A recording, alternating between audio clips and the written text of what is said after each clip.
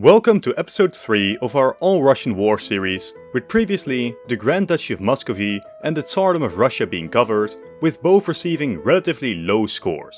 We will now cover Russian history roughly from the declaration of the empire by Peter the Great until its destruction until Nicholas II, 2 centuries of history from 1721 to 1917. Will the Russian Empire beat its predecessors and have a successful military record? Let's find out. We start off with a Persian expedition of Peter the Great, where Peter hoped to carve up Safavid territories around the Caucasus to prevent the Ottomans from taking advantage of the declining empire, which was struggling in a war with the Afghans at the time. The Russians would achieve an absolutely massive victory, pushing deep into Persia all the way up to Astarabad. Next, for the first time ever in this series, we move away from a map of just Eastern Europe, as Russia was getting more and more involved in continental events. The Polish War of Succession was, surprisingly, a war about Polish succession, between Augustus III, supported by Russia and Austria, and Stanislav I, supported by France. The main war was between the Habsburgs and the Bourbons over Western Europe, and in this regard, the war was a compromise, with the Habsburgs losing Naples and Sicily to a relative of the Spanish king, while the candidate to the Polish throne was installed on the throne of Lorraine instead, with promises of future integration of Lorraine into France. Still, for Russia, their candidate for the Polish throne, who also happened to be the Duke of Saxony, was indeed installed. So, while a Habsburg draw, I count it as a Russian victory. We then have the Russo-Austro-Turkish War, which was very interesting. All the territory that Russia had taken from Persia were returned to them, in order to secure Russia's southern border and gain Persian support in this conflict. As a result of this war, Russia would regain the incredibly important naval base of Azov in the Black Sea. Next up, can women rule the Habsburg realms? Yes, said Charles VI, after failing to produce any male heirs. Now, if we're being honest, most of Europe didn't really care too much, but the real question was, could France and Prussia push Austria around in this moment of domestic instability? Yes, was the answer, as small Prussia occupied Silesia. This would escalate into a larger war, where Russia was loosely on the Austrian side, mainly just to beat up on Sweden, leading to Russia pushing the Finnish border further up. Then internally, we have a fourth Bashmir rebellion, but this time there would be no compromise. Imperial forces crushed the revolt with no mercy. But it's time for another Europe-shattering war, the 7 Years' War. Fought primarily to decide who's boss between Austria and Prussia and France and Britain, Russia got involved on the Franco-Austrian side. The Russians managed to almost capitulate Prussia under Empress Elizabeth, in hopes of gaining Prussia and trading that with Poland for Baltic territories, ending the potential threat that Prussia posed to the Poles. But then, Tsarina Elizabeth passed away, and this hobbit-looking guy was such a Prussia simp, he pulled Russia from the war, returned Prussian territories, and even gave Prussia some Russian soldiers to continue the war with. We then have the War of the Bar Confederation, where Polish nobles revolted in hopes of removing Russian influence on the nation and halting the king's ambition to reform the government of Poland. The Russians would march in to defeat this rebellion. Parallel to this conflict, the Kolivshnika, some Ukrainian nobles, also revolted against the Poles and were also crushed by Russian forces. Around the same time, Catherine the Great's First Turkish War was also taking place. A war which would massively bolster Russian power as the Crimean Khanate became a Russian puppet, further opening the doors to Russian domination of the Black Sea. But this Russian victory also made the Austrians jealous, which threatened a Austro-Russian war. To keep both sides happy, Prussia came up with a brilliant plan. Russia already occupied parts of Poland anyways, let's just carve up Poland together, which the three states then did, further decimating Poland. Sorry for the quick intermission, but most of you aren't subscribed. To get notified about the 2 videos I release every single week, consider doing so. Thank you. Internally, we have Pugachev's rebellion, another Cossack rebellion against the Russians. Russian victory in this war would see Russia cutting down on Cossack autonomy and privileges. The Turks then hoped to restore their lost land and domination over the Black Sea, only to be pushed back and further cementing Russian domination over the Black Sea coast. Simultaneously, the Russians were fighting a war against Sweden. It was a minor conflict which would see no significant changes to the borders. But we can't go too long without a war in Poland, as Catherine the Great intervenes to prevent the Poles from reforming their political system, which would lower Russian influence on the nation. After a brief war, the Poles sued for peace, and the Russians and the Prussians further partitioned Poland. 2 years later, Tadeusz Kościuszko would attempt to liberate Poland-Lithuania from external influence, only to be the cause for its demise. After the defeat of the revolt, the Prussians, the Austrians and the Russians would divide up the remaining Polish territory, and Poland would not reappear on maps for another century. Down south again, Russia would engage in further conflicts with Persia. Russia's forces were successful militarily, but upon the death of Catherine the Great, were forced to pull back, and the end result was inconclusive. This makes us enter the era of the French Revolution. The French decided that they no longer liked the royals, so they killed them.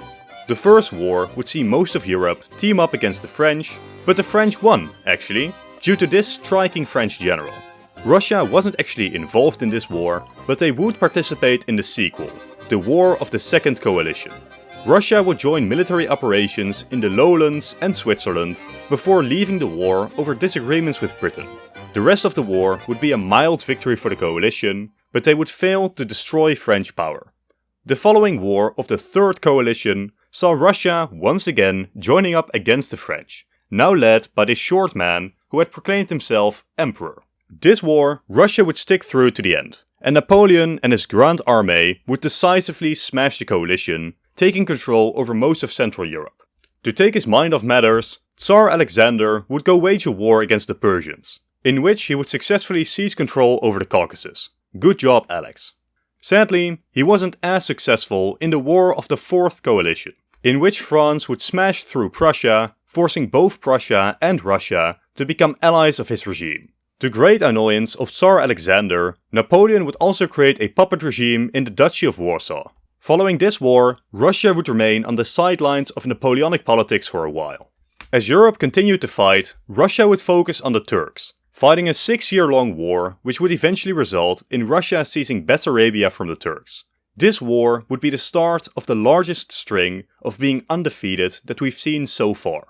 During the same period, Russia would fight a limited naval war with Britain, though there was little actual fighting. It was mostly a diplomatic move to stop trade between the two nations. We then have the Finnish War, which was, surprisingly, a war over Finland, finally seeing the Russians remove the Swedes from the region. As a consequence of this war, the Swedish royal house would fall, being replaced by Napoleon's marshal, Bernadotte.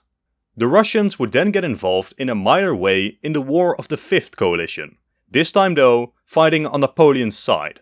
Unsurprisingly, France and Russia came out victorious in this war, with the Russians seizing minor Austrian territories in Poland. But now, we've reached the real kicker, the thing we've all been waiting for, the French invasion of Russia. With a force of 500,000 soldiers, Napoleon invaded Russia and managed to capture Moscow, assuming that this show of force would lead to Russia's surrender. It didn't. And as Napoleon's supplies were dwindling, he would start a retreat to save territory. But during this retreat, he would see 90% of his army dying to freezing, malnourishment, and Russian harassment. Russia would pursue the French all the way back to Poland, taking control over the Duchy of Warsaw. This would lead to Russia joining in the formation of another coalition. This one would see the allies from all sides encroach on France, and in a final push, Russia would be the one to capture Paris, and after the end of the war, the Congress of Vienna would completely reshape Europe, with Russia gaining control over Poland as a result. Napoleon would then attempt to return to power once more, but the anti-Napoleon club beat him again. Napoleon was exiled to St. Helena, never to be seen again. We then have another long-term conflict, the Caucasian War. This was a conflict across 5 decades, where Russia, slowly, consolidated its control over the northern Caucasus. After the death of Alexander, his heir presumptive, Constantine, had secretly declined the succession, leading to Nicholas I becoming emperor. Still, a couple of military forces launched a coup in favor of Constantine anyways. The coup would fail, and the people responsible were exiled to Siberia. Nicholas I's Persian War would see Russia, for the 3rd time now, seizing Armenia and Azerbaijan from the Persians. Russia would then involve itself in the Greek War of Independence, as it seemed like the Turks may just win the war and regain control over Greece. At the Battle of Navarino, Russia, France and Britain would destroy the Ottoman fleet, facilitating Greece's independence. A year later, Russia would fully declare war on the Turks when the Turks closed off the Bosphorus. As a result of this war, the Greeks would achieve full independence. Poland then launched a major uprising against the Russians, also joined by Lithuanians, Belarusians and Ukrainians. After some initial successes, the revolt would be brutally crushed by Russia, and Polish autonomy within the Russian Empire would be abolished. Russia then got involved in the Second Turco-Egyptian War. The Egyptian ruler, Muhammad Ali, had gotten a bit too ambitious, and fears were mounting that he may be able to march into Anatolia and even threaten Constantinople. Russia here actually supported their arch-enemy, the Ottomans, ensuring that Syria got returned to them and the Egyptians remained a nominal vassal. Next up is not necessarily a war, but a process, the Russian conquest of Central Asia, coupled with the British-Russian rivalry known as the Great Game, where over the course of 6 decades, Russia would slowly consolidate control over Central Asia through a mix of war and diplomacy. Then we have a couple of rebellions. First, one in Guria, done by local Georgians, who overran the Guria province before being slammed down by the imperial army. The other rebellion was the Shurshia rebellion, where several non-Russian peoples in the Kazan region rose up to protect their feudal rights, which Russia was slowly eroding. These two would be brutally repressed.